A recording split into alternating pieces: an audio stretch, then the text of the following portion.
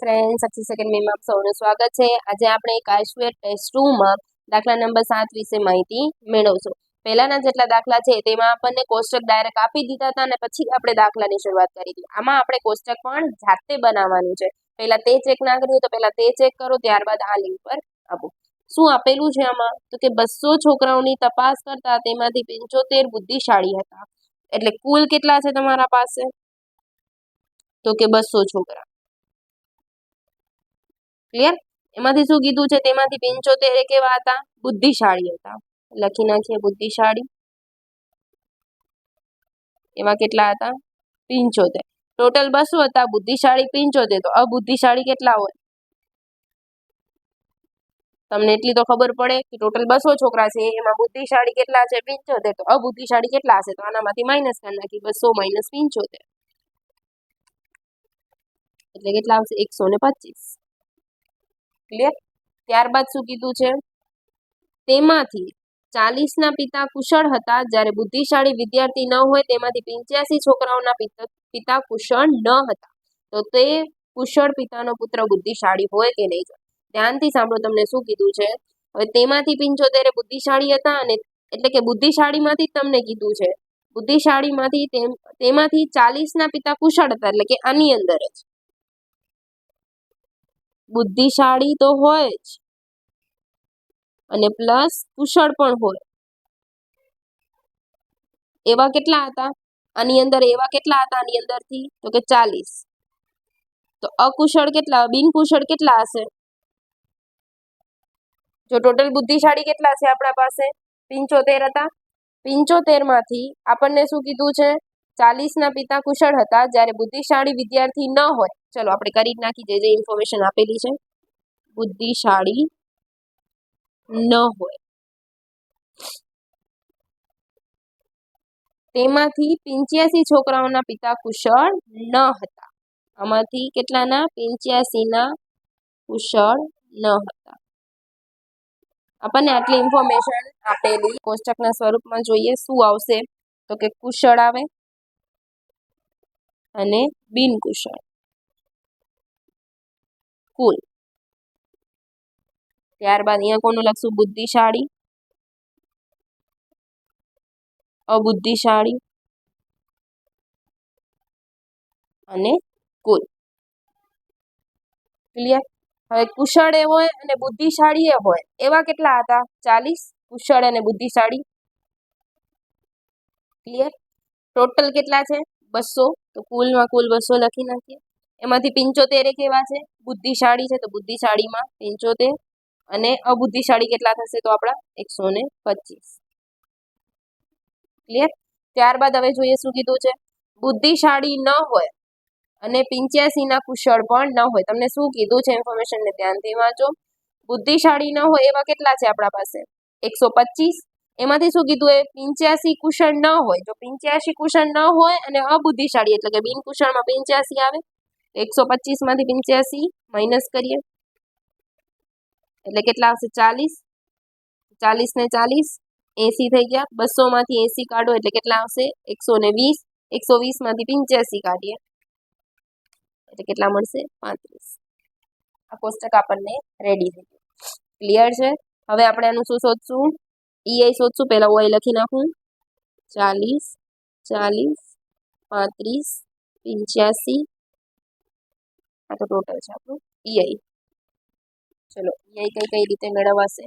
તો કે 75 ગુણ્યા 80 ભાગ્યા 200 કેટલા આવશે? 30.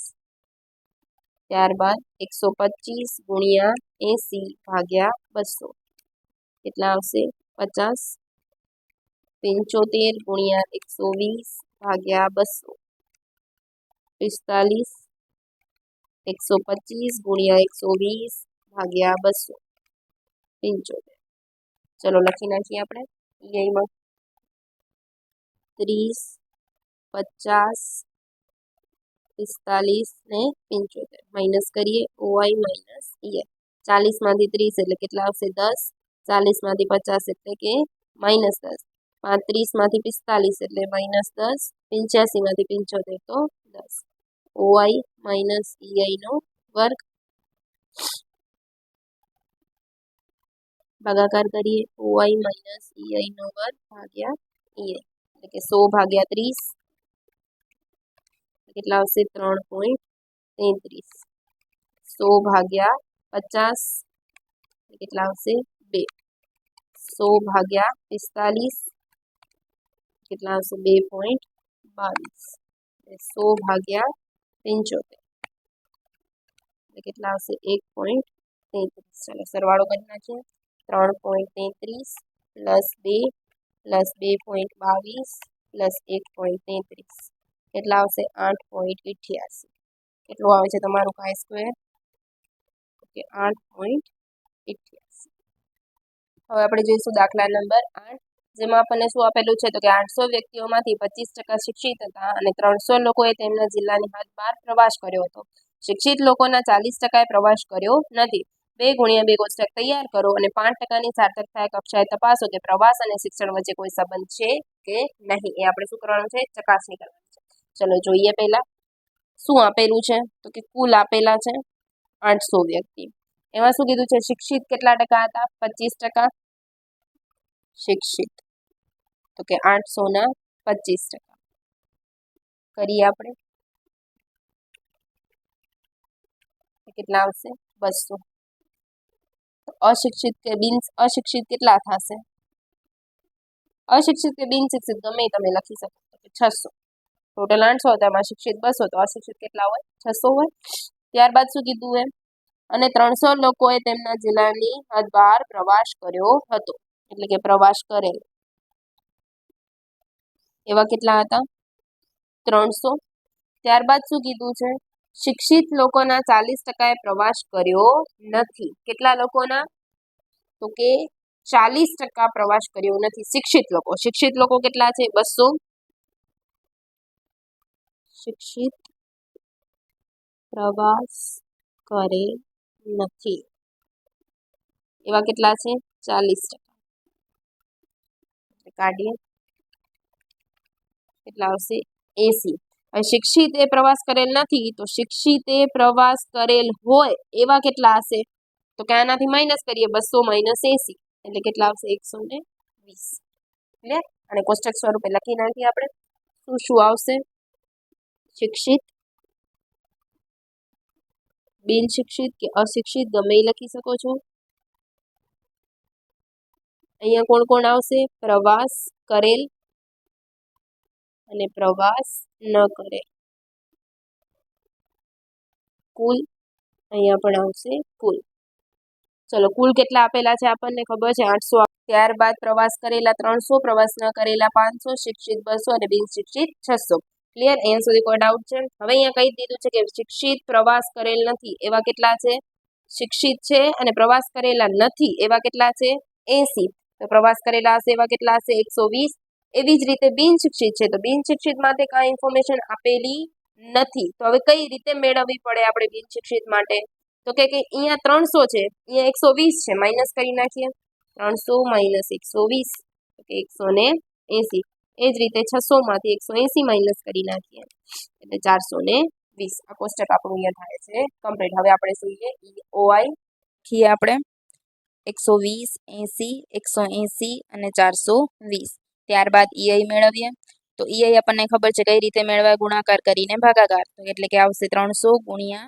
200 ભાગ્યા 800 એ કેટલા મળે છે 75 ત્યારબાદ 500 ગુણ્યા 200 ભાગ્યા 800 એટલે કેટલા આવશે 125 ત્યારબાદ 300 ગુણ્યા 600 ભાગ્યા 800 એટલે 225 ત્યારબાદ 500 ગુણ્યા 600 ભાગ્યા 800 375 લખી નાખીએ આપણે જે મળ્યું છે કેટલા મળ્યા છે 75 125 225 અને 375 હવે આપણે OI માઇનસ EI કરીએ એટલે 120 માઇનસ 75 કરીએ એટલે મળશે 45 ત્યારબાદ 80 માઇનસ 125 એટલે મળશે માઇનસ 45 પછી 180 માઇનસ 225 એટલે મળશે માઇનસ 45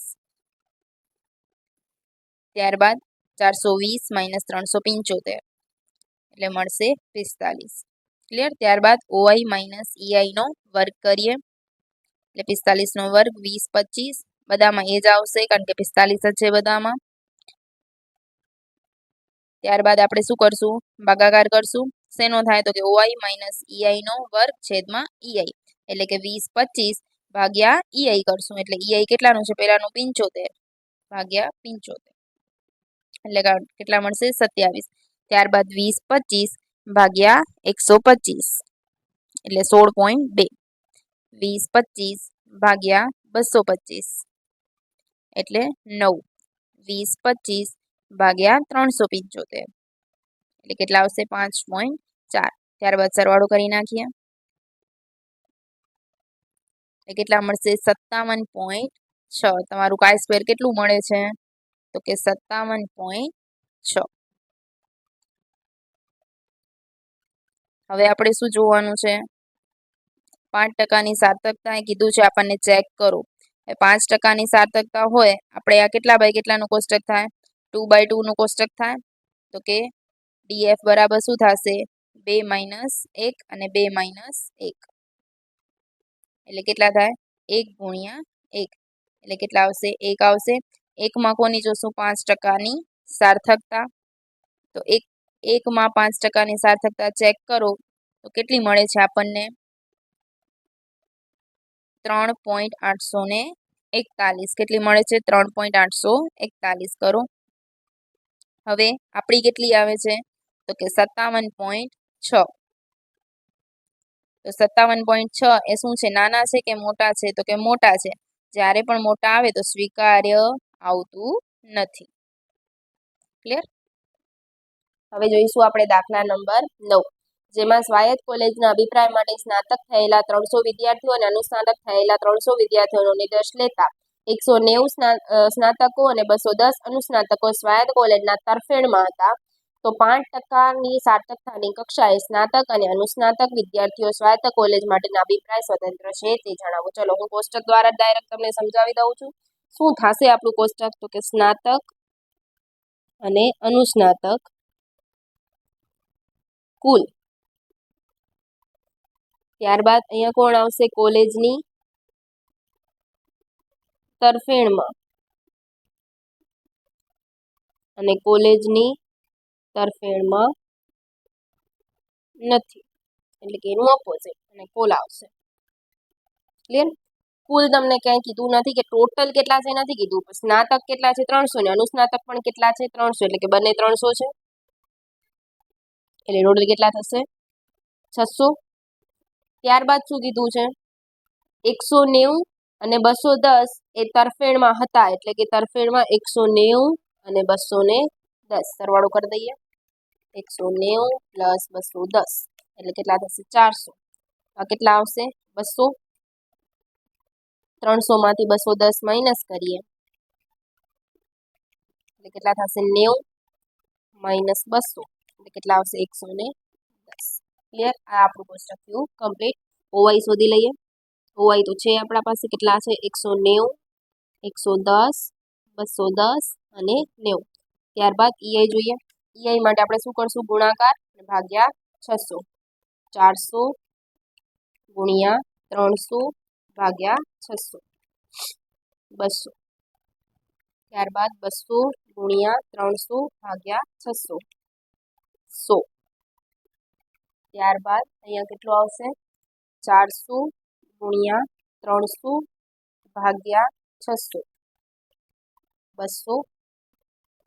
ત્યારબાદ 200 ગુણ્યા 300 ભાગ્યા 600 100. ક્લિયર. લખી નાખીએ આપણે 200 100 200 અને 100. ક્લિયર. 200 100 200 100. ઓઆઈ માઇનસ ઈઆઈ કરીએ. 190 માઇનસ 200 એટલે માઇનસ 10 પ્લસ 10 10 અને માઇનસ 10. ઓઆઈ માઇનસ ઈઆઈનો વર્ગ 100 100 100 ને 100. ઓઆઈ માઇનસ ઈઆઈનો વર્ગ ભાગ્યા ઈઆઈ. ચલો 100 ભાગ્યા 200 એટલે કેટલા આવશે? 0.5. ત્યારબાદ 100 ભાગ્યા 100 એટલે 1. 100 ભાગ્યા 200 એટલે 0.5. 100 ભાગ્યા 100 એટલે 1. સરવાળો કરીએ 1 2 અને આનું 3 એટલે કાય સ્ક્વેર કેટલું મળશે તમને બરાબર 3 મળે છે ક્લિયર હવે આપણને 5% ની સાર્થકતાએ કીધું છે આ પણ કેવું છે 2/2 નું જ કોષ્ટક છે એટલે કે 2 - 1 df બરાબર શું થશે 2 - 1 એટલે કે 1 × 1 એટલે કેટલો થશે 1 1 માં કોનું ચેક કરશું આપણે 5% ની સાર્થકતા જોઈએ આપણે જોયું જો કેટલું હતું એમાં 5% ની સાર્થકતાએ 3.841 3.841 હતું હવે જ્યારે પણ 3.841 છે એટલે કે આપણો આન્સર છે એ આના કરતા નાનો છે કે મોટો છે તો કે નાનો છે કેમ કે આ 3.841 એટલે કે પોઈન્ટમાં તમારું વધી જાય છે હવે આ નાનો છે એટલે આપણે શું થઈ જશે સ્વીકાર્ય છે ક્લિયર થેન્ક યુ નેક્સ્ટ લેક્ચરમાં આપણે આના પછીના દાખલાઓ સોલ્વ કરીશું